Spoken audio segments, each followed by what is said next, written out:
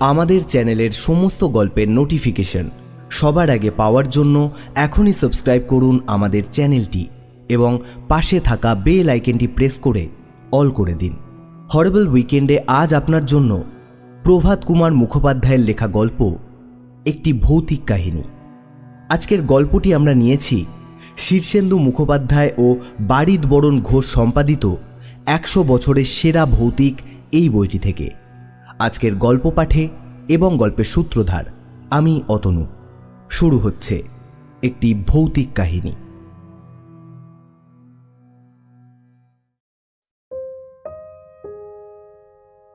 আমার নাম শ্রী উপেন্দ্র কিশোর ঘোষ।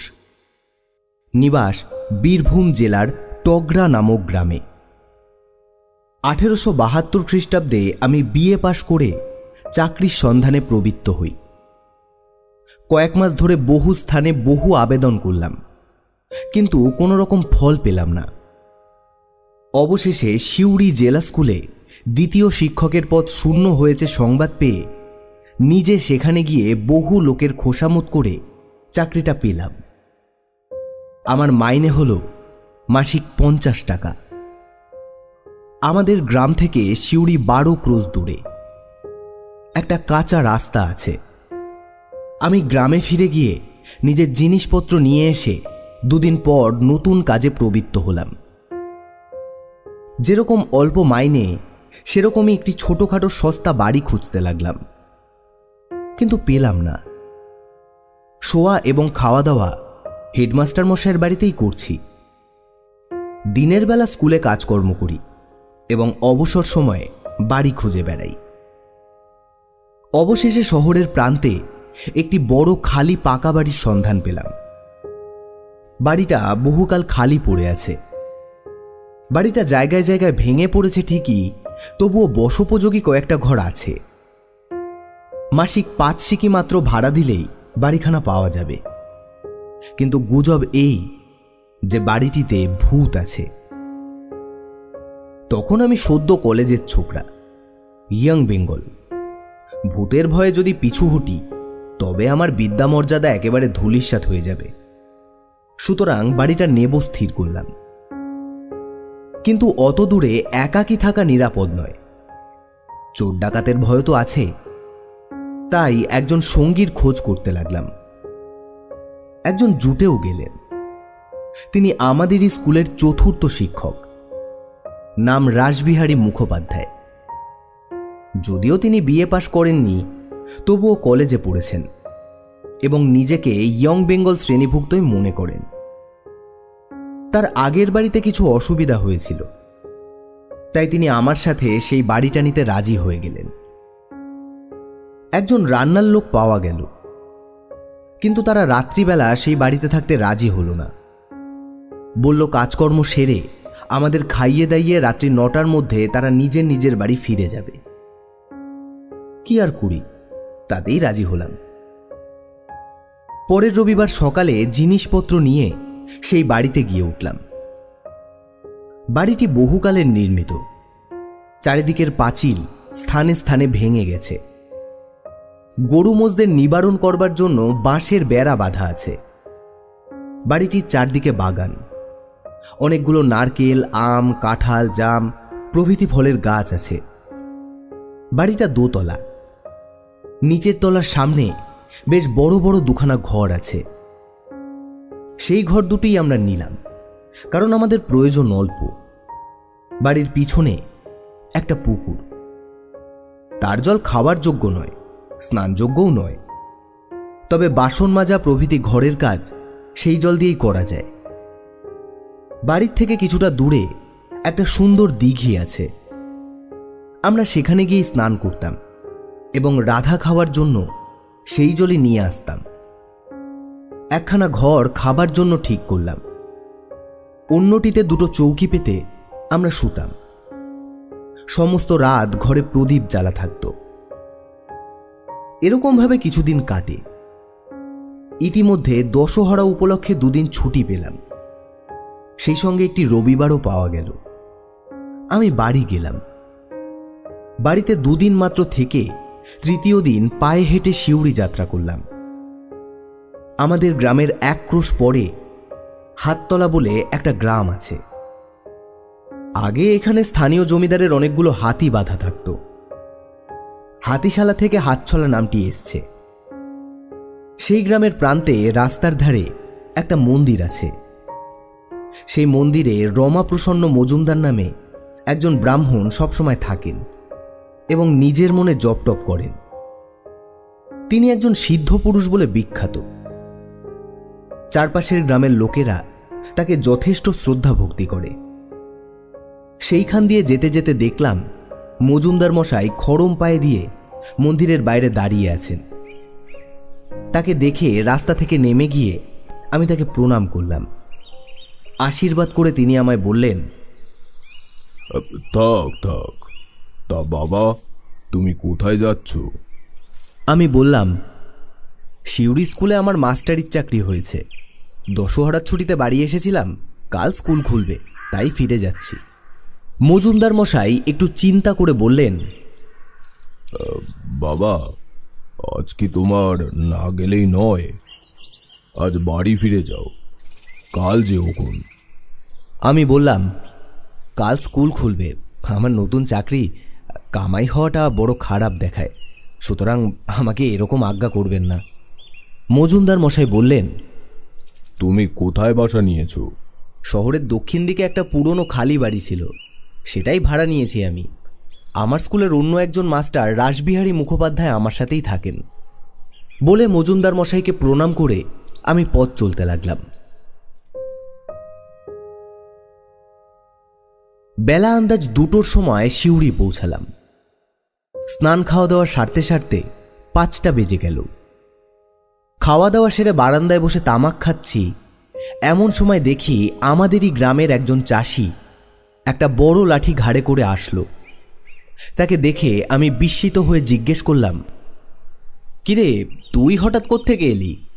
সে বলল, আগে মা ঠাকুরানী এই চিঠিটি দিয়েছেন এবং এই একটি কবজও আপনার হাতে পড়বার জন্য পাঠিয়ে দিয়েছেন। বলে চিঠি আর কবজটা এগিয়ে দিল। চিঠিটা পড়ে দেখলাম মা ঠাকুরানী লিখেছেন, তুমি বাড়ি হইতে যাত্রা করিবার পর রমাপ্রসন্ন মজুমদার মহাশয় আসিয়াছিলেন এবং একটি কবজ দিয়া বলিলেন, তোমার ছেলে আজ প্রাতে শিউরি রওনা হইয়াছে। পথে তাহার সঙ্গে দেখা হইল, তাহার জন্য আমি এই রাম কবচটি আনিয়াছি। তুমি যেমন করিয়া পারো আজই এই কবচটি তোমার ছেলেকে পাঠাইয়া দাও এবং বিশেষ করিয়া লেখো যেন আজই সে এই কবচটি ধারণ করে। আর লিখিয়া দাও, যদি কোনো রকম ভয় পায় তবে যেন তারক ব্রহ্ম নাম জপ করে। এই কবচের গুণে এবং নামের বলে সে সকল বিপদ হইতে মুক্ত হইবে। সুতরাং আমি দিনু কৈবর্তকে দিয়া এই চিঠি ও কবচ পাঠাইলাম। প্রাপ্তিমাত্রে রাম নাম স্মরণ করিয়া তুমি কবচটি ভক্তিপূর্বক দক্ষিণ হস্তে ধারণ করিবে, যেন কোনো মতে অন্যথা না হয়। ইহা তোমার মাতৃ আজ্ঞা জানিবে। পত্র ও কবজ নিয়ে আমি দিনুকে বললাম, তুই আজ এখানেই থাকবি তো? তোর খাবার জোগাড় করি? সে বলল, আগে না, মা ঠাকুরানী বিশেষ করে বলে দিয়েছেন তুই নিজে দাঁড়িয়ে থেকে কবচটা পড়িয়ে দিবি এবং আজ রাত্রে এসে আমাকে সংবাদ দিবি যে আমার ছেলে কবচ পড়েছে। সুতরাং তাকে থাকবার জন্য আর অনুরোধ করলাম না। তার হাতে 2 আনা পয়সা দিয়ে বললাম, এই নে, বাজার থেকে কিছু মুড়ি মুড়কি কিনে পথে খেতে খেতে যাস। তার সামনে কবচটি আমি হাতে ধারণ করলাম। সে আমায় প্রণাম করে চলে গেল।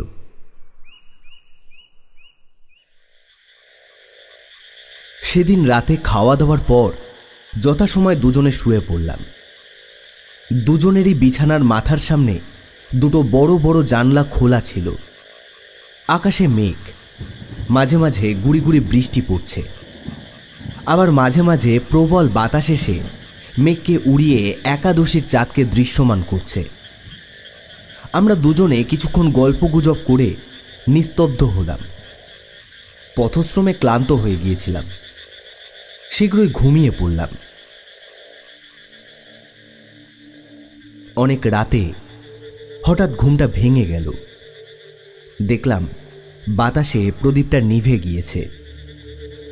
ক্ষীণ মেঘের আড়াল থেকে জ্যোৎস্না রাতের আলো জানলা দিয়ে প্রবেশ করে বিপরীত দিকের দেওয়ালের একটা অংশ আলোকিত করেছে। ঘুম জড়ানো চোখ অল্প খুলে দেখলাম একটা কঙ্কালসার বৃদ্ধ আমার বিছানার উপরে হাঁটু গেড়ে বসে আছে এবং এক দৃষ্টে আমার দিকে তাকিয়ে রয়েছে। তার মুখখানা যেন বহুদিন রোগে শীর্ণ, গালের চামড়া ঝুলে পড়েছে। দাঁতহীন মাড়ির ওপর তার ঠোঁট দুটো চুপসে বসে গিয়েছে। মাথায় সাদা ছোট চুলগুলো যেন দাঁড়িয়ে রয়েছে। তার চোখ দুটো থেকে যেন ক্রোধ, ঘৃণা এবং বিদ্রূপের জ্বালা বাইরে বেরিয়ে আসছে। আমার পুরো শরীর জুড়ে একটা অদ্ভুত শিহরণ খেলে গেল। ভয়ে চোখ বন্ধ করে ফেললাম, কিন্তু সেই অবস্থায় বেশিক্ষণ থাকতে পারলাম না। আবার চোখ খুললাম। আবার দেখলাম সেই বীভৎস মূর্তি ঠিক সেই অবস্থায় বসে আছে। আবার চোখ বন্ধ করলাম। তখন হঠাৎ মা ঠাকুরানীর চিঠির কথা মনে পড়ে গেল। মনে মনে বললাম, আমার ভয় কি? আমার হাতে রক্ষা কবচ রয়েছে এবং মৃদু স্বরে তারক ব্রহ্ম নাম জপ করতে লাগলাম। কিছুক্ষণ পর আবার যখন চোখ খুললাম, তখন সেই মূর্তি আর নেই। সাহস পেয়ে উঠে বসলাম এবং ভয় জড়ানো কণ্ঠে আমার বন্ধুকে ডাকতে লাগলাম, রাসবিহারী, রাসবিহারী। রাসবিহারী বাবু ঘুম ভেঙে উঠে বললেন, কি মশাই?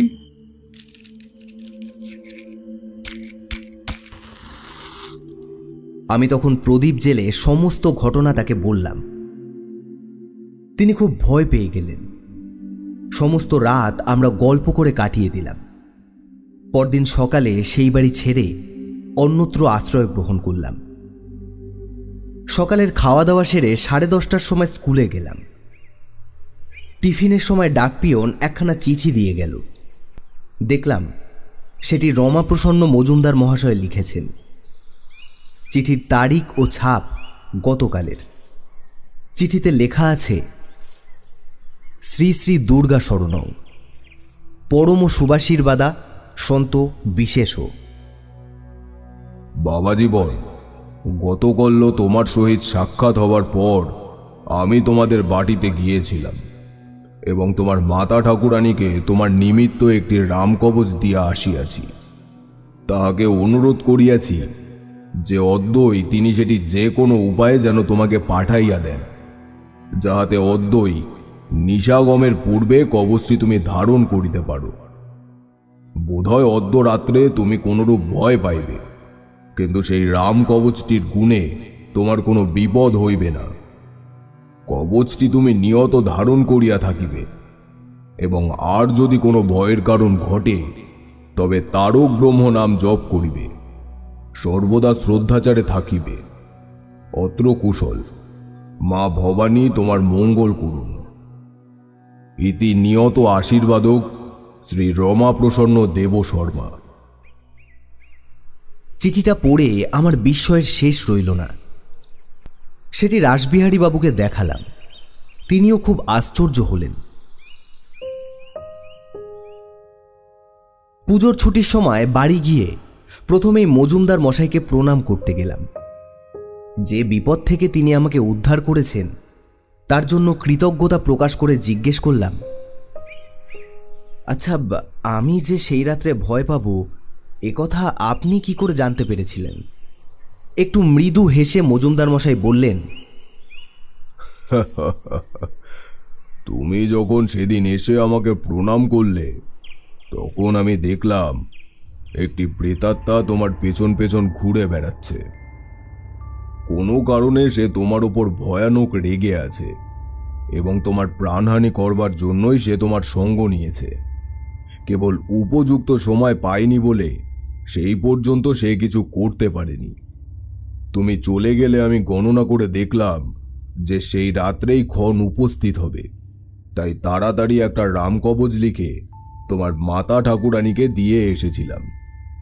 যাই হোক, কবচটি তুমি কখনো পরিত্যাগ করো না। আমি বললাম, মজুমদার মশাই, আমার সঙ্গে যেই লোকটি সেই ঘরে শুতেন তিনি কোনো রকম ভয় পেলেন না কেন? আমরা দুজনেই একসঙ্গে সেই বাড়িতে ছিলাম, তবে আমার ওপরেই ভূতের এত আক্রোশ কেন? মজুমদার মশাই জিজ্ঞেস করলেন, সে লোকটির নাম কি? তার নাম রাসবিহারী মুখোপাধ্যায়। তিনি ব্রাহ্মণ, এই কারণে ভূত সহসা তার কিছু করতে পারেনি। তুমি কায়স্থ, তোমার প্রাণহানি করা তার পক্ষে সহজ হতো। এই কথা শুনে কিছুক্ষণ আমি চুপচাপ চিন্তা করতে লাগলাম। তারপর বললাম, সে ভূত কি এখনো আমার অনিষ্ট করার চেষ্টা করছে? করছে, আর একবার সে তোমায় দেখা দেবে, কিন্তু সেই ক্ষণ কতদিনে উপস্থিত হবে তা আমি এখন বলতে পারবো না। কিন্তু এই রামকবচের বলে তোমার কোনো বিপদ হবে না।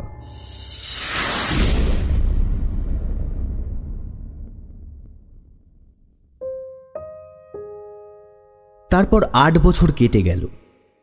সেই ভূতের কথা আমি প্রায় ভুলেই গেলাম, কিন্তু রামকবচটি বরাবর সযত্নে ধারণ করেছিলাম। আমি ক্রমে দ্বিতীয় শিক্ষক থেকে প্রধান শিক্ষক হলাম। পরে আরও কয়েক বছর সুখ্যাতির সাথে চাকরি করে প্রেসিডেন্সি বিভাগের ডেপুটি ইন্সপেক্টর পদ পেলাম।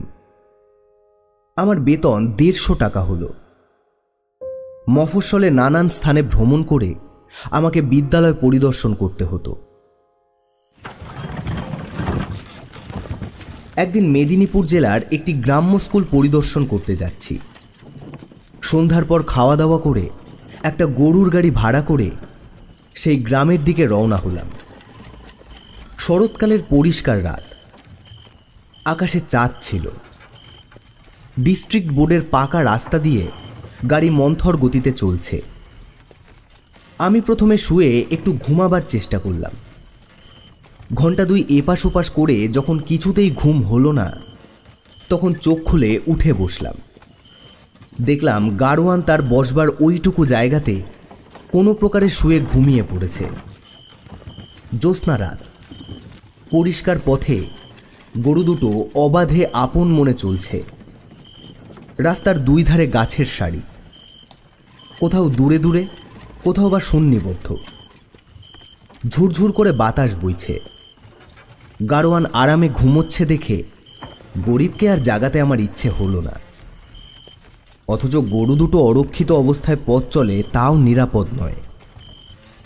এই কথা ভেবে আমি আর না শুয়ে বসে রইলাম। এ অবস্থায় প্রায় ঘণ্টাখানেক কাটল। আমার যেন একটু একটু তন্দ্রা আসতে লাগলো। আমি বসে বসে ঢুলতে লাগলাম। হঠাৎ গরু দুটো থেমে গেল। একটা ঝাঁকুনি দিয়ে গাড়িটা দাঁড়িয়ে পড়ল, আর আমার তন্দ্রা গেল ছুটে। চোখ খুলে দেখলাম সেই ভীষণ মূর্তি। গরু দুটোর সামনে পথ অবরোধ করে গাড়ির জোয়ালের ওপর দুটো জীর্ণ হাত রেখে সেই শুষ্ক চর্মাবৃত কঙ্কাল দাঁড়িয়ে আছে, এবং সেই জ্বলন্ত চোখ দিয়ে আমার দিকে ক্রোধানল বর্ষণ করছে। এই দৃশ্য দেখে আমার শরীরের রক্ত হিম হয়ে গেল। আমি কাঁপতে লাগলাম। বুকের কাছে হাত রেখে তারক ব্রহ্ম নাম জপ করতে লাগলাম। কিছুক্ষণ জপ করতে করতে দেখলাম সেই মূর্তি ছায়ার মতো মিলিয়ে যাচ্ছে।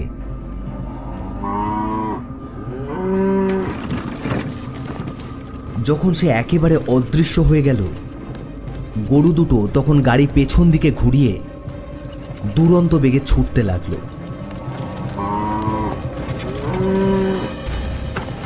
ঝাঁকুনিতে গাড়োয়ানের ঘুম ভেঙে গেল। সে ধরফর করে উঠে বলল, বাবু, এ কি? গরু এমন করে ছুটতেছে কেন? আমি আসল কথা চেপে গিয়ে তাকে কেবলমাত্র বললাম, হয়তো পথে কোনো ভয় পেয়েছে, তাই ছুটে বাড়ি যাচ্ছে। গাড়োয়ান তখন গাড়ি থামাবার এবং মুখ ঘোরাবার জন্য অনেক চেষ্টা করল। গরু দুটো লাঙল টেনে ছিঁড়ে ফেলবার উপক্রম করল, কিন্তু কিছুতেই তারা দাঁড়ালো না।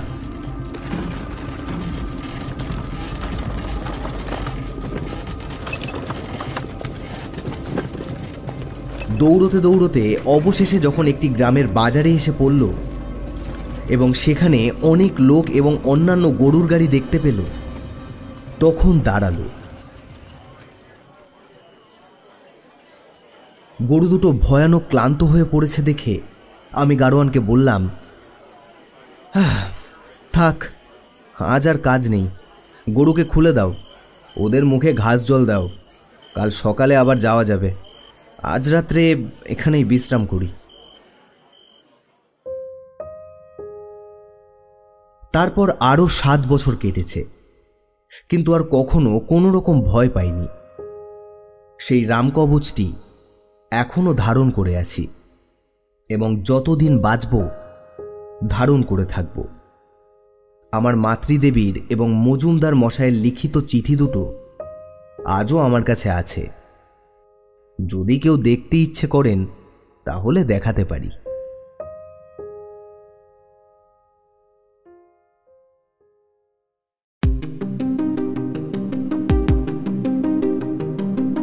শুনলেন একটি ভৌতিক কাহিনী। রচনা প্রভাত কুমার মুখোপাধ্যায়। গাড়োয়ানের চরিত্রে অমিত, রাসবিহারী মুখোপাধ্যায় সম্পদ, মা রিক্তা এবং গল্পপাঠ ও অন্যান্য কয়েকটি চরিত্রে আমি Atanu. Editing, sound and poster design Atanu. শেষ হলো একটি ভৌতিক কাহিনী। আমরা আবার ফিরে আসব নতুন কোনো গল্প নিয়ে। ততক্ষণ ভালো থাকুন, সুস্থ থাকুন আর শুনতে থাকুন হরিবল উইকেন্ড।